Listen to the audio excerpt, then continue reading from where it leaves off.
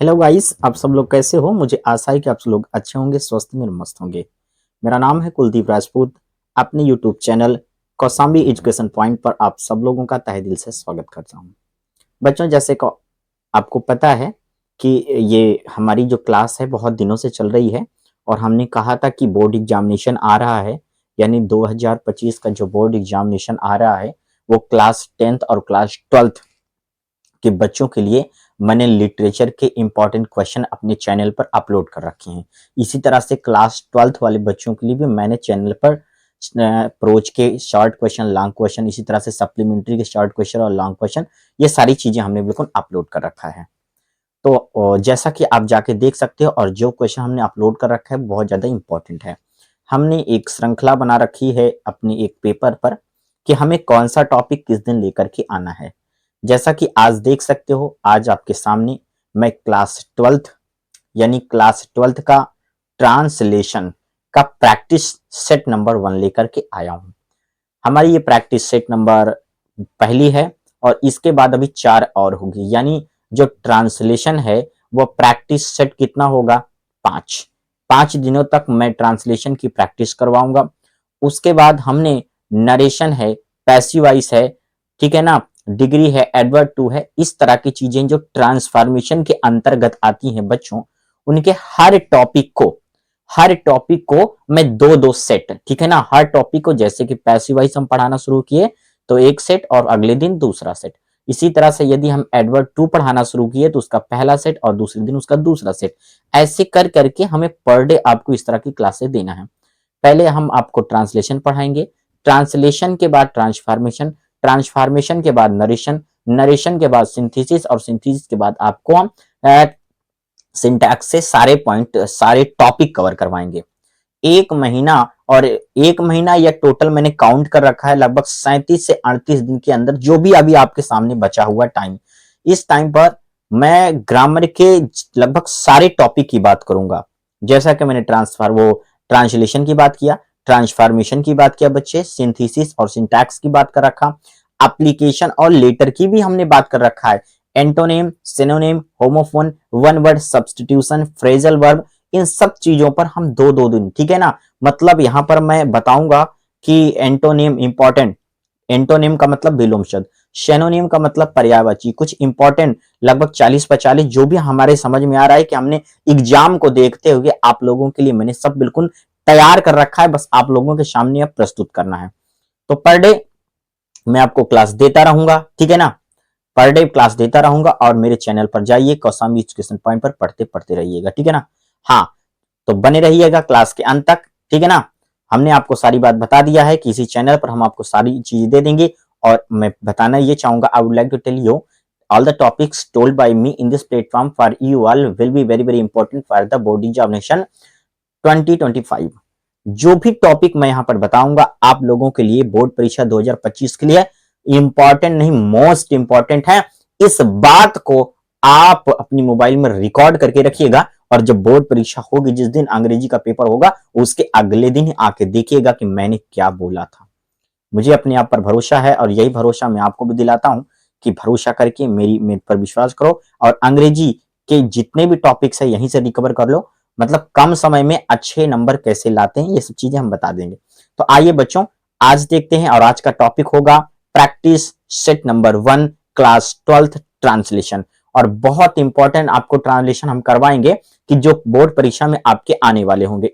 इसको कहां से मैंने लिया है, इसको मैंने अनसॉल्व पेपर से लिया, ठीक है। तो बने रहिए क्लास के अंत तक, और आज की क्लास बहुत बेहतरीन होने वाली है। अभी तक बहुत आप लोगों ने कई टीचर से ट्रांसलेशन पढ़ा होगा, लेकिन आज का जो ट्रांसलेशन की क्लास होने वाली है वो बेहतरीन, मोस्ट बेहतरीन होने वाली है। तो आइए हम लोग अपनी क्लास को शुरू करते हैं। Let's start our class guys, बने रहिएगा क्लास के अंत तक। मैं कुलदीप राजपूत स्टार्ट करता हूं क्लास को, आइए देखते हैं। जैसा कि आप देख सकते हो, हमारे बोर्ड पर लिखा हुआ है board exams 2025 practice set 1 class 12th। आपके सामने एक बड़ा सा ट्रांसलेशन का पैराग्राफ दिखाई दे रहा है। ट्रांसलेशन करने से पहले हम आपको कुछ बिंदु बताना चाहेंगे। बिंदु का मतलब कुछ टॉपिक पर, ठीक है ना। Before translating I would like to tell you some important points. चलिए सुनते जाइएगा। कि कोई भी ट्रांसलेशन दिया गया है, जैसे कि इतना भारी दिया गया है, बच्चे देखकर इसको डर जाते हैं कि मैं कैसे करूं। सुनिए, हम पहला वाक्य लेते हैं और जहां पर फुल स्टॉप होता है सिर्फ उतना ही ध्यान देते हैं। जैसे एक दिन अब्दुल रहीम खान खाना एक नगर से दूसरे नगर जा रहे थे, सिर्फ आपको यहां से लेकर के यहां तक ध्यान देना, बाकी अभी आपको ध्यान देना नहीं, इन सब से अभी तुमको कोई मतलब नहीं। ठीक है, समझ जाइए कि मैंने आपको एक वाक्य दे रखा है, यानी this is only one sentence. ठीक है ना, ये केवल एक ही सेंटेंस है जिसको आपको क्या करना है, ट्रांसलेशन। जब एक वाक्य का काम पूरा हो जाएगा, यानी एक वाक्य को हम अंग्रेजी में ट्रांसलेट कर देंगे बच्चे, उसके बाद फिर इससे कोई लेना देना नहीं मेरे भाई। अगले वाले सेंटेंस में, रास्ते में वह अपने साथियों के साथ एक सड़क के किनारे ठहरे, फिर हमको सिर्फ यहां तक देखना है बच्चे, मतलब यहां से लेकर के यहां तक देखना है, फिर ना ऊपर वाले से मतलब है और ना नीचे वाले से। जब इसका हो जाएगा तो आगे बढ़ेंगे। एक आदमी उधर से गुजरा, समझ में आ रहा है, फिर हमको सिर्फ इतना ध्यान देना। अब तो आप समझ गए होंगे, क्लास 12th के बच्चे हैं ना भाई। सुनिए, किसी भी वाक्य का ट्रांसलेशन करने से पहले हमें तीन बातों का विशेष ध्यान रखना चाहिए, और वो तीन बातें कौन सी हैं आइए देखते हैं। पहला काम क्या करेंगे कि वाक्य के अंत में हमको देख करके टेंस आइडेंटिफाई करना, यानी टेंस पहचानना है। क्या है बच्चे, टेंस पहचानना है। इतना बात समझ में आया, यानी वाक्य के अंत में देखकर हमें टेंस पहचानना है। जब टेंस की पहचान हो जाए तो उसी टेंस की हेल्पिंग वर्ब और मेन वर्ब की पहचान करना है, यानी हमको एचवी और प्लस में हमको किसकी जरूरत होगी बच्चे, एमवी। ठीक है ना, हेल्पिंग वर्ब और मेन वर्ब की पहचान करना है। ये बात आप समझ गए होंगे अच्छे से। चलिए, जब ये पहचान हो जाए, देखिए दो वाक्य हो गया है, दो बातें हमारी क्लियर हो गई कि कोई भी वाक्य दिया गया हो ट्रांसलेशन करने से सबसे पहले हम उसके वाक्य के अंत में देखेंगे और देख करके टेंस की पहचान करेंगे। ठीक है ना, टेंस की पहचान। दूसरे नंबर पर एचवी और एमवी की पहचान करेंगे, यानी हेल्पिंग वर्ब और मेन वर्ब।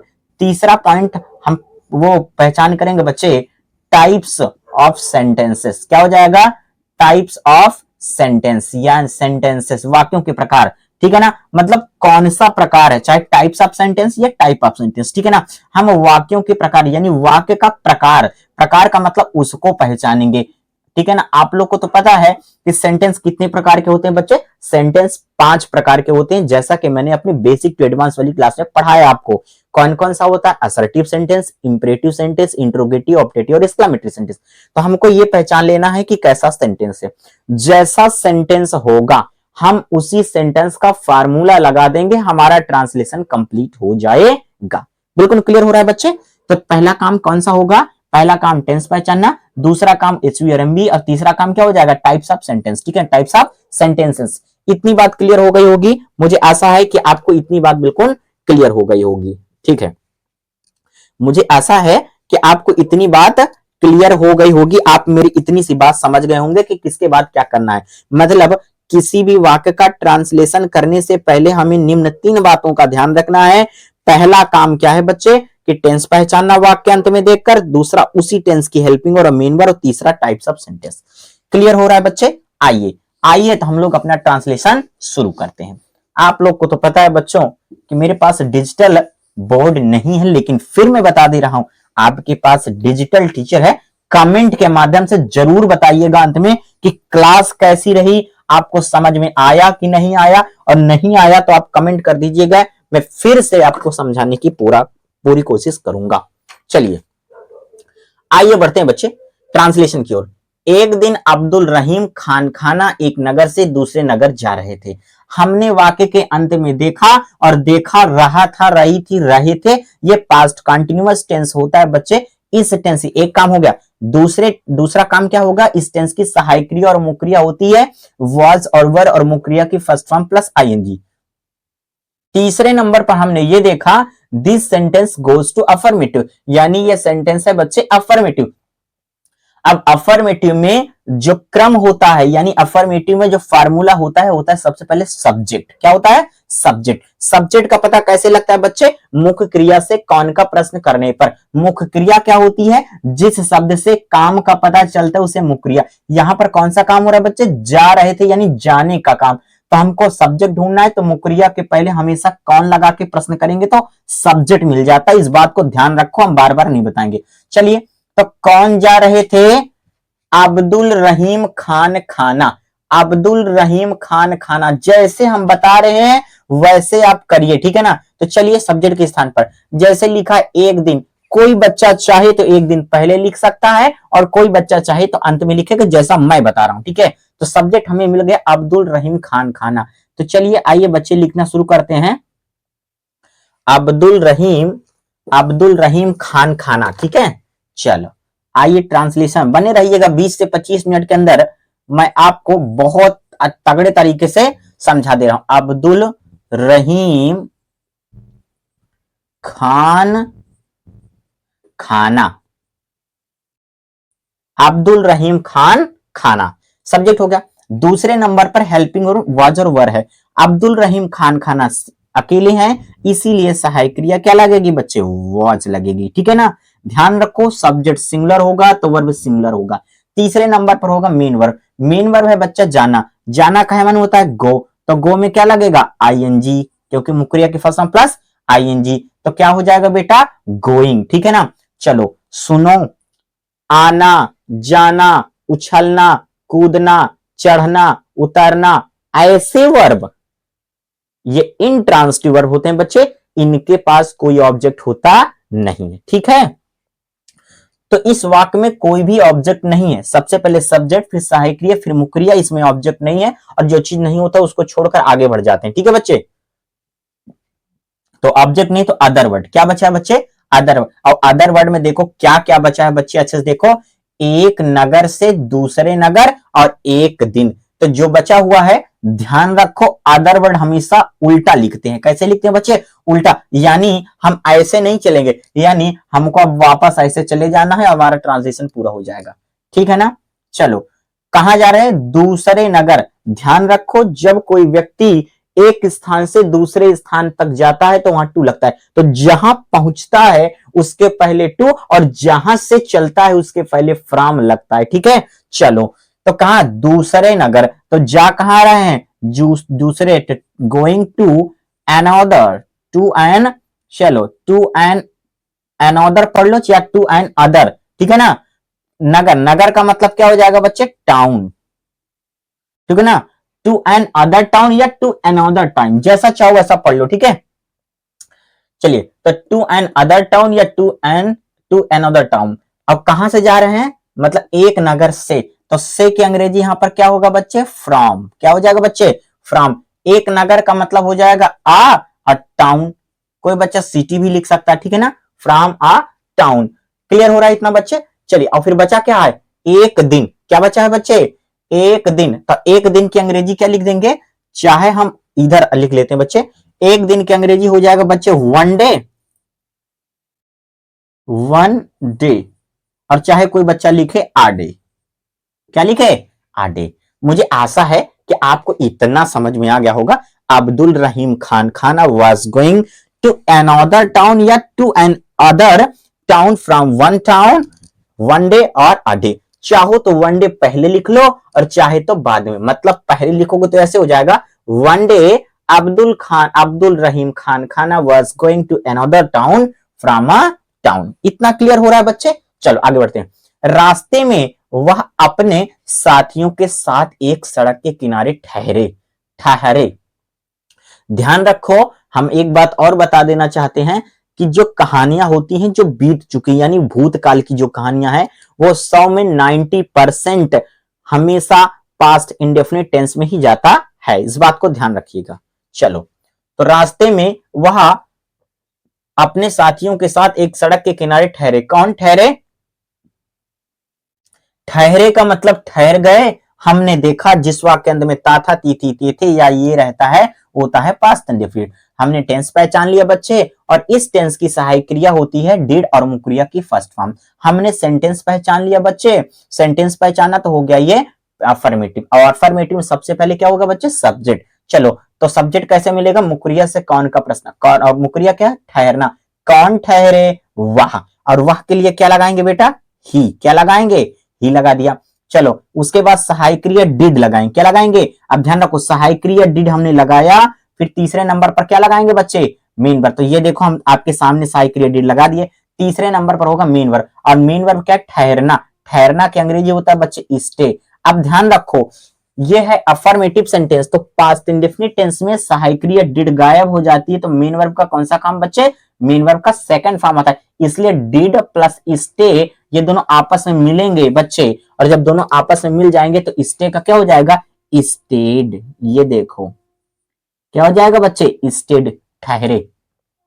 क्या ठहरे, किसको ठहरे, कोई उत्तर नहीं। अब जितना बचा है बच्चे, अब जितना बचा है सब अदर वर्ड हो जाएगा बच्चे। ये देख लो, एक सड़क के किनारे, ठीक है ना। अब देखो प्रीपोजिशन लगा होगा, ध्यान रखो हमने ये क्लास स्पेशल बना रखी, मेरे चैनल पर अभी भी पढ़ा है ट्रांसलेशन करने का जादू, नाम है, टाइटल में दे रखा है कि ट्रांसलेशन करने का जादू, वहां पर पड़ा हुआ है, जाकर देख लीजिएगा कि कैसे हमको पता चले कि पहले हमको इसको लिखना है कि इसको लिखना है, कि इसको लिखना है कि इसको लिखना है, कैसे पता चले हम वहां बता चुके हैं। चलिए तो सुनो, अगर सड़क के किनारे होगा तो एलोंग लगाते हैं, क्या लगाते हैं बच्चे, एलोंग। और अगर मान लीजिए एक ऐसा स्थान जहां पर जैसे नदी के किनारे, तालाब के किनारे, सागर के, समुद्र के किनारे, वहां बैंक का प्रयोग होता है, ध्यान रखना, बैंक माने भी किनारा होता है, और सड़क के किनारे होगा, ध्यान रखना सड़क के होगा, तो इन सब चीजों के किनारे कहते हैं एलोंग, ठीक है ना।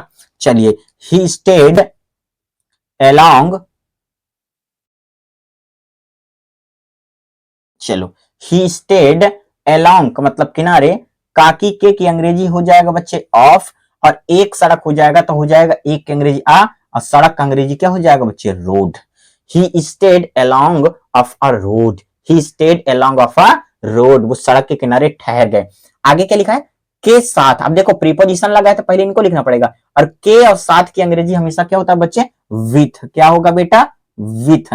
अब आगे क्या लिखा है, अपने साथियों, देखो अपने और साथियों के बीच में कोई प्रीपोजिशन नहीं, ध्यान रखो अगर प्रीपोजिशन लगा होगा तो हमारी तीर ऐसे चलेगी, ऐसे, यानी पहले इसको लिखेंगे फिर ऐसे सब लिखेंगे, और अगर प्रीपोजिशन नहीं लगा होगा तो हमारी तीर ऐसे चलेगी, ऐसे। ऐसे का मतलब होता है देखो अपने और साथियों के बीच में दो शब्द है लेकिन कोई भी प्रीपोजिशन नहीं, प्रीपोजिशन का मतलब में, से, पर, का, की के कुछ नहीं है, तो पहले क्या होगा, पहला तीर फिर दूसरा, यानी पहले अपने की अंग्रेजी लिखा जाएगा फिर साथियों, समझ में आ रहा है। और जब सब्जेक्ट क्या हो जाएगा, ही है, तो अपना शब्द की अंग्रेजी क्या हो जाएगा, हीज हो जाएगा, और साथियों का क्या हो जाएगा बच्चे, फ्रेंड्स, क्या हो जाएगा मेरे बच्चे, फ्रेंड्स। आप इतना बात समझ गए होंगे, ठीक है ना, समझ गए होंगे। और आगे देखो फिर लिखा रास्ते में, क्या लिखा बच्चे, रास्ते में, तो में का अंग्रेजी क्या हो जाएगा बच्चे, इन, क्या लगाओ, इन, चाहे एट, और रास्ते का मतलब क्या हो जाएगा, वे, समझो। तो एट लगाओगे तो ज्यादा बेटर रहेगा, ठीक है ना। क्यों बेटर रहेगा, इन क्यों नहीं लगता है, बात यह है कि इनका प्रयोग होता है ना घिरी हुई अवस्था में लगाते हैं, ठीक है ना, तो एट का मतलब होता है पर, ठीक है ना, ये घिरी अवस्था के लिए नहीं आता है, तो एट ज्यादा बेटर है यहां पर। लेकिन अगर आप इन लगा दिए तो बहुत ज्यादा दिक्कत वाली बात नहीं है। He stayed along of a road with his friends at the road या in the road, क्लियर हो रहा है बच्चे, ठीक है ना, at the road या in the way, चाहे at the road लिखो और चाहे in the road लिखो और चाहे वे लिखा है आपके सामने at the way या in the way, ठीक है ना। चलो आगे बढ़ते हैं, इतनी बात आप अच्छे से समझ गए होंगे, मुझे आशा है समझ गए होंगे। आगे बढ़ते हैं, एक आदमी, आगे बढ़ते हैं। अब देखो बच्चे इनसे कोई मतलब नहीं, एक आदमी उधर से गुजरा, गुजरा का मतलब गुजर गया, ठीक है ना, फिर गया, फिर पास्ट इंडेफिनिट, इसका मतलब सहायक क्रिया डिड हो जाएगी, मेन वर्ब की फर्स्ट फॉर्म हो जाएगी बेटा। वाक्य अफर्मेटिव, तो अफर्मेटिव सबसे पहले सब्जेक्ट, सब्जेक्ट कैसे पता लगता है, मुक्रिया से कौन का प्रश्न करने पर, मुक्रिया है क्या, गुजरना, कौन गुजरा, एक आदमी, और एक आदमी की अंग्रेजी हम क्या लिखेंगे बच्चे, अ मैन, क्या लिखेंगे बेटा, अ मैन, ठीक है ना। फिर सहायक क्रिया डिड आएगी और डिड गायब हो जाएगी, तो मेन वर्ब का सेकंड फॉर्म लगेगा, गुजरना की अंग्रेजी होता है बच्चे पास, क्या होता है, तो पास का क्या हो जाएगा, पास्ट, ठीक है ना। और फिर कुछ बचा ही नहीं, लिखा क्या है, उधर से, और से की अंग्रेजी क्या हो जाएगा, फ्रॉम, क्या हो जाएगा बेटा, फ्रॉम, उधर का मतलब फ्रॉम देयर, ठीक है ना, मतलब a man passed from there, उधर से एक आदमी गुजरा। उसके पास एक शीशी थी, उसके पास एक शीशी थी, जब किसी के पास कोई चीज होता है तो वहां पर हैड का प्रयोग होता है, ये बात आप जानते हैं। तो उसके पास एक सीसी थी का मतलब होता है had he had a bottle, ठीक है ना, ही हैड अ बॉटल। समझ में आ रहा है, समझ में आया कि नहीं आया? He had a bottle, bottle का मतलब होता है बोतल या सीसी, ठीक है ना। ही हैड अ बॉटल, उसके पास एक सीसी थी। आगे बढ़ते हैं। उसमें उसमें बहुत थोड़ा सा पानी था, उसमें बहुत थोड़ा सा पानी, इसका दो तरह से ट्रांसलेशन लिखेंगे, ठीक है ना। अब देखो उसमें बहुत थोड़ा सा पानी था तो हो जाएगा वाजवर का प्रयोग है। चलिए उसमें बहुत थोड़ा सा पानी था, ठीक है ना। और चलिए आगे बढ़ते हैं, ये हम दो तरह से करके बताते हैं, ठीक है ना। उसमें का मतलब होता है सीसी में, वो कहना चाहता है उसमें बहुत थोड़ा सा पानी था, कहना चाहता है सीसी में बहुत थोड़ा सा पानी था। और सीसी के लिए हम अगर प्रयोग करें दोबारा तो हो जाएगा बच्चे इट, क्या हो जाएगा इट, तो मतलब it had a it had a little water, it had a little water. देखो उसमें बहुत थोड़ा सा पानी था, इसका मतलब it had a little water. अथवा अगर आपको नहीं समझ में आया तो आप ऐसे समझो, देयर वॉज, क्या हो जाएगा बच्चे, there was a there was a little water, there was a little water. और आया उसमें, उसमें में के अंग्रेजी इन, और उसका अंग्रेजी क्या हो जाएगा इन दैट, इन दैट। चाहो तो बॉटल भी लगा सकते हो, कोई दिक्कत नहीं है। It had a little water, और अथवा there was a little water in that. समझ में आ गया होगा, मैं आपको दो तरीके से इसको बताया हूं, चाहे आप ऐसे लिखिए और चाहे ऐसे लिखिए, it's depends on you what type do you right. Okay चलो, उसने सीसी को झुकाया, उसने सीसी को झुकाया और सीधा कर लिया, सीसी को झुकाया और सीधा कर लिया। तो सबसे पहले यहां तक देखो, देखो अब यहां से देखो बच्चे, बार बार पास्ट इंडेफिनिट सेंटेंस आ रहा है कि नहीं आ रहा है? देखो हम बता रहे हैं पास्ट इंडेफिनिट टेंस बार बार आ रहा है। उसने सीसी को झुकाया, कौन झुकाया? उसने, और उसने की अंग्रेजी क्या हो जाएगा बच्चे ही, ठीक है ना। फिर सहायक क्रिया डिड लगाओगे, डिड गायब हो जाएगा क्योंकि वह अफर्मेटिव है। और जब डिड गायब होगा बच्चे तो मेन वर्ब की सेकंड फॉर्म झुकाना के अंग्रेजी बेंड, और बेंट का सेकंड फॉर्म बेंट, ठीक है ना बच्चे, बेंट। चलो अब आया ऑब्जेक्ट, क्या झुकाया? सीसी को, क्या झुकाया? सीसी को, तो मतलब हो जाएगा द बॉटल, क्या हो जाएगा बच्चे? बॉटल, ध्यान रखो, ठीक है ना। बॉटल माने क्यों बोतल या सीसी, ठीक है ना। ही बेंट द बॉटल। इतना आपको समझ में आया कि नहीं? द मैंने क्यों लगाया है, आइए अब उसकी चर्चा कर लेते हैं, सुनिए उसकी चर्चा कर लेते हैं। जब कोई नाउन पहली बार आता है और वो सिंगुलर होता है, जब कोई नाउन पहली बार आता है और सिंगुलर होता है तो उसके पहले ए या एन लगाते हैं। किंतु जब उसी नाउन का प्रयोग एक से अधिक बार किया जाता है तो उससे आर्टिकल, उसके पहले आर्टिकल द का प्रयोग करते हैं, ताकि ये कंफर्म हो जाए कि हमने जिस सीसी की बात की थी या जिस व्यक्ति वस्तु की पहले बात की थी अब वो ही है, कोई दूसरा नहीं है, ठीक है। आगे बढ़ते हैं। ही बेंट द बॉटल, उसने शीशे को झुकाया, और के अंग्रेजी क्या हो जाएगा बच्चे? एंड, सीधा कर लिया, ठीक है ना। सीधा कर लिया, कौन सीधा कर लिया? उसने। तो यहां पर उसने सब्जेक्ट को छिपा दिया, जब सब्जेक्ट को छिपा दिया तो मैंने भी छिपा दिया। अब दूसरे नंबर पर सहायक क्रिया आई, ये वाक अफर्मेटिव है तो सहायक क्रिया भी गायब हो गई, तो सब्जेक्ट भी गायब, सहायक क्रिया गायब, सहायक क्रिया गायब हो गया। तो तीसरे नंबर पर मेन वर्ब, और मेन वर्ब क्या है? सीधा करना। तो यहां पर हो जाएगा मेड, क्या हो जाएगा? मेड स्ट्रेट, STRAIGHT, स्ट्रेट माने सीधा। तो ठीक है ना, मेड स्ट्रेट, क्या कर लिया? सीधा कर लिया। क्लियर ना है? कोई बच्चा डिड का भी प्रयोग कर सकता है, एंड डिड स्ट्रेट, ठीक है ना, सीधा कर लिया। या मेड स्ट्रेट, सीधा कर लिया। क्लियर हो रहा? He bent the bottle and made straight, उसने सीसी को झुकाया और सीधा कर लिया। Full stop. आगे बढ़ते हैं। आपको समझ में आ रहा होगा, मुझे आशा है कि आपको बहुत अच्छे समझ में आ गया रहा। आगे बढ़ते हैं, चलो। खान खाना समझ गए थे, खान खाना समझ गए थे कि वह एक सम्मानजनक व्यक्ति है। पहले यहां तक का देखो, ठीक है ना। खान खाना समझ गए थे, जिस वाक्य अंत में चुका था, चुकी थी, चुके थे, या थी, ई थे, ए थे, तो कौन सा टेंस? Past perfect. और पास्ट परफेक्ट सहायक क्रिया क्या होती है बच्चे? हैड होता है, और मेन वर्ब की थर्ड फॉर्म। दो चीज पता चल गया। तीसरा पॉइंट हमें यह समझ में आया कि ये वाक्य अफर्मेटिव है, और फिर वही काम, अफर्मेटिव सेंटेंस सबसे पहले सब्जेक्ट, सब्जेक्ट का पता कैसे लगता है? मुक्रिया से कौन का प्रश्न करने पर। मुक्रिया यहां पर है समझना, कौन, अब देखो हम कौन का प्रश्न करा रहे हैं यहां से, कौन समझ गए थे? खान खाना, सब्जेक्ट मिल गया, ये लो, खान खाना, ठीक है ना। फिर सहायक क्रिया क्या लगाओगे बच्चे? हाइड, क्या लगाओगे, हाइड।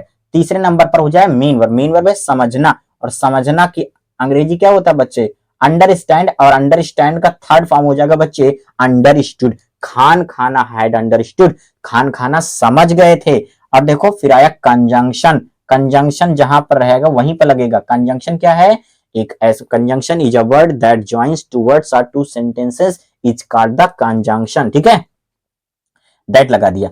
अब इतना हम ट्रांसलेशन कर चुके हैं बच्चे, उस पर ध्यान नहीं देना। आगे, वह एक सम्मानजनक व्यक्ति है, ठीक है, वह एक सम्मानजनक व्यक्ति है और निर्धन हो गया है। चलिए, तो कौन सम्मानजनक व्यक्ति है, वह। पहले हम यहां से यहां तक करेंगे, फिर और लगा के, और के अंग्रेजी एंड लगा के आगे बढ़ेंगे, ठीक है बच्चे, आगे बढ़ते हैं। तो कौन कौन एक सम्मानजनक व्यक्ति है, वह, ठीक है ना। तो ये इजामार का प्रयोग है, तो हम क्या लगाएंगे बच्चे, क्या लगाएंगे, ही, ठीक है, हो जाएगा, क्या हो जाएगा बच्चे, ही लगाएंगे, ठीक है ना। चलो आगे बढ़ते हैं, ही।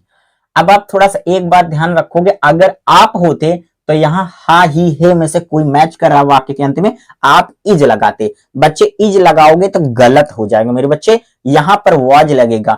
हिंदी में क्या लिखा इससे मायने नहीं रखता है, लेकिन आपको वाज ही लगाना पड़ेगा। क्यों लगाना पड़ेगा, आइए देखते हैं। एक नियम है बच्चे, अगर प्रथम वाक्य पास्ट में हो, प्रथम वाक्य पास्ट में होने का मतलब चाहे वो पास्ट इंडिफिनिट में हो, चाहे पास्ट परफेक्ट में हो, चाहे पास्ट कंटिन्यूअस या चाहे पास्ट परफेक्ट कंटिन्यूअस, अगर प्रथम वाक्य पास्ट में है और कंजंक्शन कोई लगा है और कंजंक्शन के बाद एक नया वाक्य लगा है, क्या लगा है, नया वाक्य, एक लगा है, दो लगा है, तीन, अगर पहला वाक्य पास्ट में होगा तो उससे जुड़ने वाले जितने भी वाक्य होंगे हमेशा पास्ट में ही हो, पास्ट में ही लिखे जाएंगे। ध्यान रखना, क्या कहता हूं, अगर पहला वाक्य पास्ट में होगा तो उसके बाद वाले सेंटेंस हमेशा पास्ट में ही लिखे जाएंगे, ऐसा नियम है, ठीक है ना, आप पता होगा, आपको जानते हैं।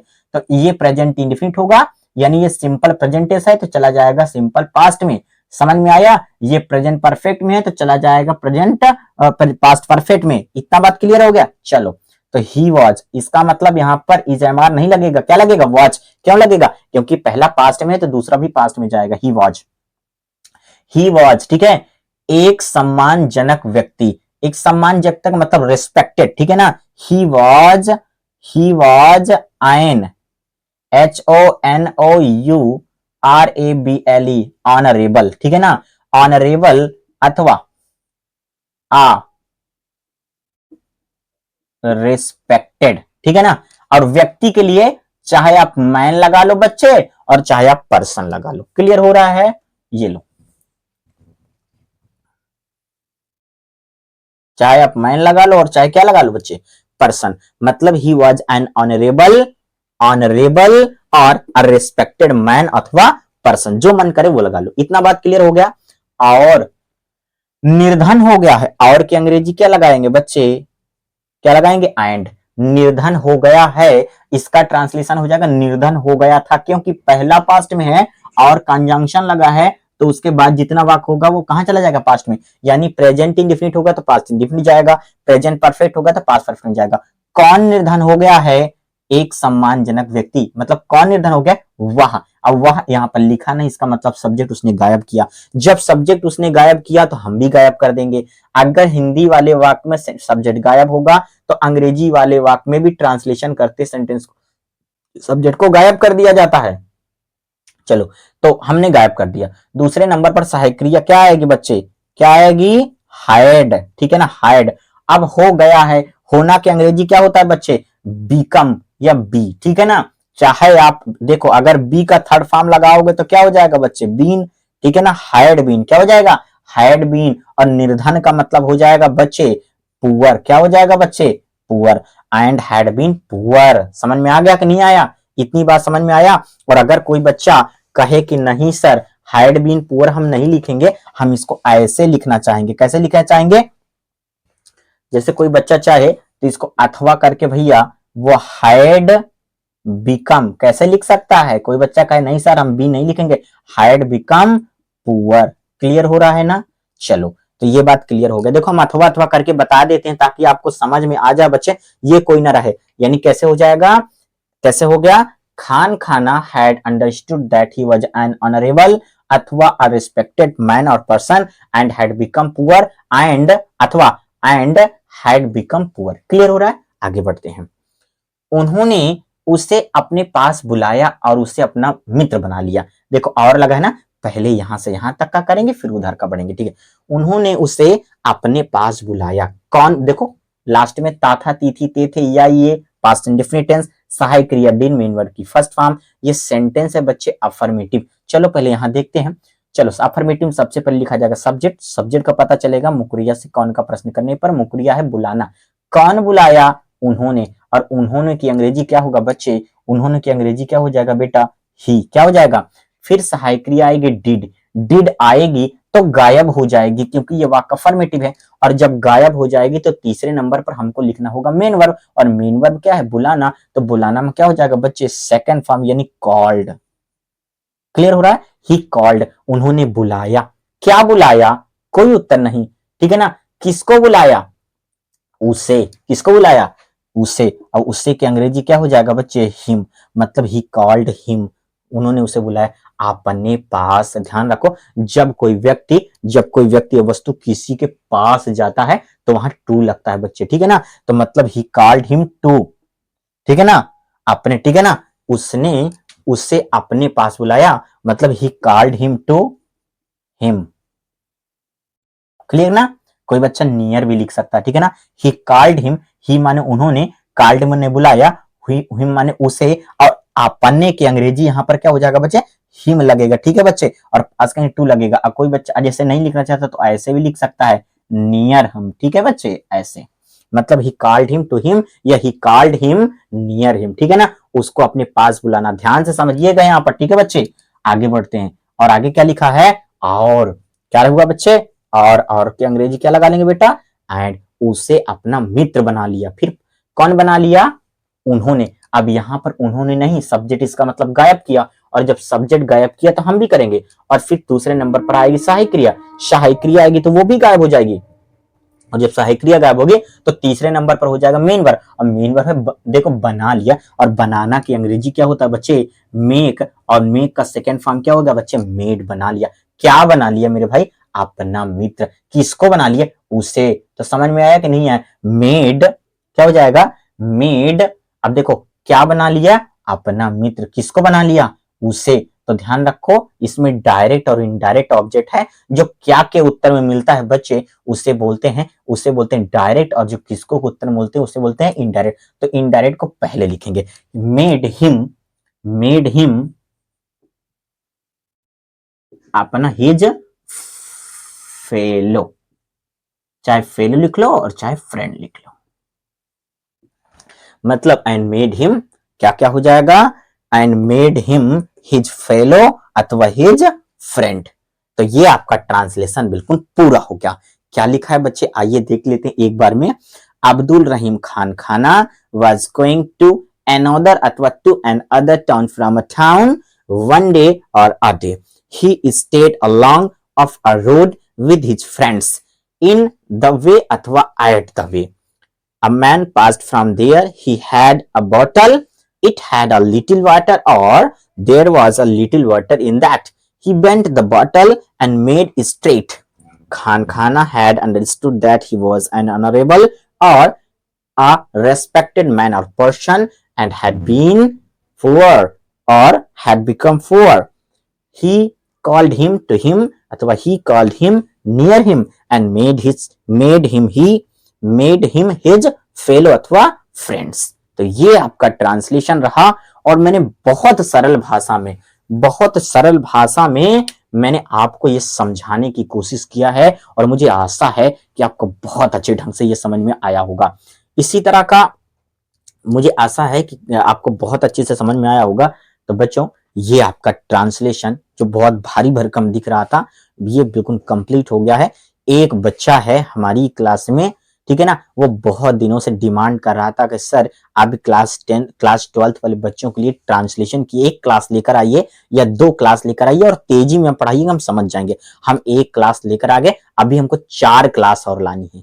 वो बच्चा 2 कह रहा था, हम 5 क्लास यहाँ पर लेकर आएंगे और पर डे आने वाले, यानी कल फिर एक क्लास हमारी होने वाली और प्रैक्टिस सेट नंबर 2 होगा। और ऐसे ही हम ट्रांसलेशन लाएंगे जो आपकी बोर्ड परीक्षा के लिए बहुत ज्यादा इंपॉर्टेंट है। और जानिएगा, अनसॉल्व पेपर में हम अनसॉल्व पेपर से इनको हम शॉर्ट आउट यानी छांट करके लाते हैं कि कौन सा बोर्ड पेपर के लिए अति संभावित है और मतलब उसकी संभावना है बोर्ड परीक्षा में आने के लिए। तो ठीक है बच्चों, अगर मेरा पढ़ाया हुआ, मेरा पढ़ाने का तरीका, ठीक है, अगर आपको पसंद आया होगा, वैसे ट्रांसलेशन मैंने बहुत सरल ढंग से आपको समझाया है।